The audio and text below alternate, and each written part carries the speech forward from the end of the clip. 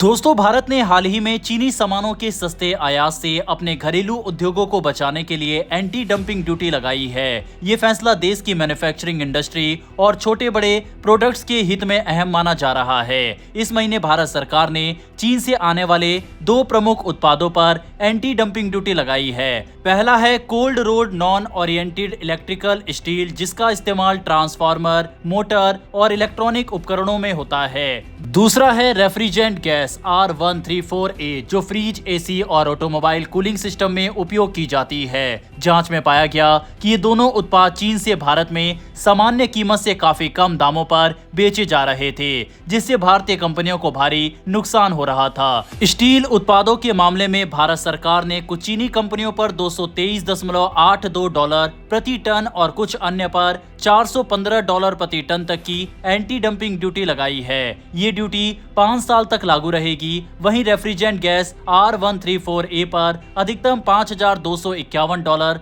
प्रति टन तक की ड्यूटी लगाई गई है, जो भी 5 साल के लिए प्रभावी होगी। इसके अलावा भारत ने वियतनाम से आयात होने वाले calcium carbonate filler master batch पर भी एंटी डंपिंग ड्यूटी लगाई है। ये उत्पाद प्लास्टिक उद्योग में बड़े पैमाने पर इस्तेमाल होता है, खासकर पैकेजिंग और प्लास्टिक सामान बनाने में। सस्ते आयात के कारण भारतीय प्लास्टिक उद्योग पर भी दबाव बढ़ रहा था। इन सभी मामलों में जांच भारत के वाणिज्य मंत्रालय के तहत आने वाली agency directorate general of trade remedies ने की। DGTR ने अलग अलग जांच कर ये निष्कर्ष निकाला कि सस्ते आयात से घरेलू उद्योगों को नुकसान हो रहा है, जिसके बाद सरकार को एंटी डंपिंग ड्यूटी लगाने की सिफारिश की गई। एंटी डंपिंग ड्यूटी का मकसद किसी देश को दंड देना नहीं होता, बल्कि निष्पक्ष व्यापार को सुनिश्चित करना होता है। जब कोई देश अपने उत्पाद बहुत सस्ते दामों पर दूसरे देश में बेचता है, तो वहां की स्थानीय कंपनियां कंपटीशन में बिछड़ जाती है। ऐसे में ये ड्यूटी घरेलू और विदेशी उत्पादकों के बीच समान अवसर पैदा करती है। ये कदम विश्व व्यापार संगठन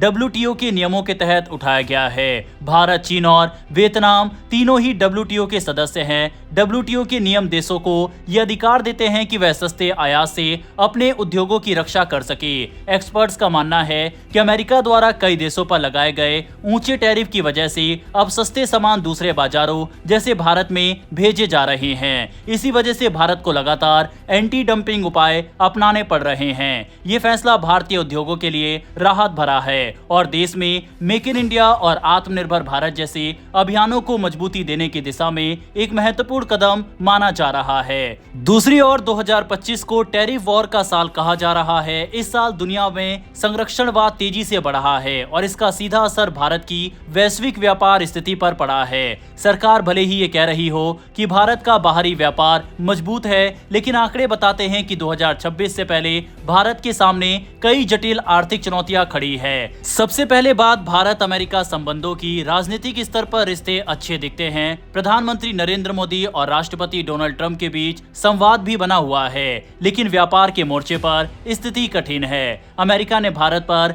25% से लेकर 50% तक के ऊंचे टैरिफ लगाए हैं, जिससे भारत उन देशों में शामिल हो गया है जिन पर सबसे ज्यादा शुल्क लगाया गया है। शुरुआत में अमेरिका ने इसे व्यापार घाटे का मुद्दा बताया, लेकिन धीरे धीरे मामला भू राजनीति से जुड़ गया। इस टकराव की सबसे बड़ी वजह बनी है रूस से भारत का तेल आयात। भारत सस्ता रूसी कच्चा तेल अपनी ऊर्जा सुरक्षा और महंगाई नियंत्रण के लिए जरूरी मानता है, लेकिन ट्रंप के दूसरे कार्यकाल में अमेरिका ने इसे सीधा व्यापार मुद्दा बना दिया। नतीजन भारतीय निर्यात पर अतिरिक्त 25% टैरिफ लगाए गए। इसके साथ ही H1B वीजा से जुड़े नियम सख्त कर दिए गए, जिससे भारत के IT और सर्विस सेक्टर पर नकारात्मक असर पड़ने की आशंका है। हालांकि रक्षा क्षेत्र में दोनों देशों के रिश्ते मजबूत हुए हैं। भारत और अमेरिका ने एक नया डिफेंस फ्रेमवर्क साइन किया है, जिसे अगले 10 सालों की रणनीतिक साझेदारी का आधार माना जा रहा है। लेकिन साफ है कि रक्षा सहयोग का असर अभी तक व्यापार विवाद पर नहीं दिखा है। अब बात मैक्सिको की करें तो दिसंबर में मैक्सिको ने गैर FTA देशों से आने वाले सामान पर 50% तक टैरिफ बढ़ा दिए। इसका मकसद चीन के सामान की ट्रांसशिपमेंट रोकना था, लेकिन इसका सीधा नुकसान भारत को हुआ।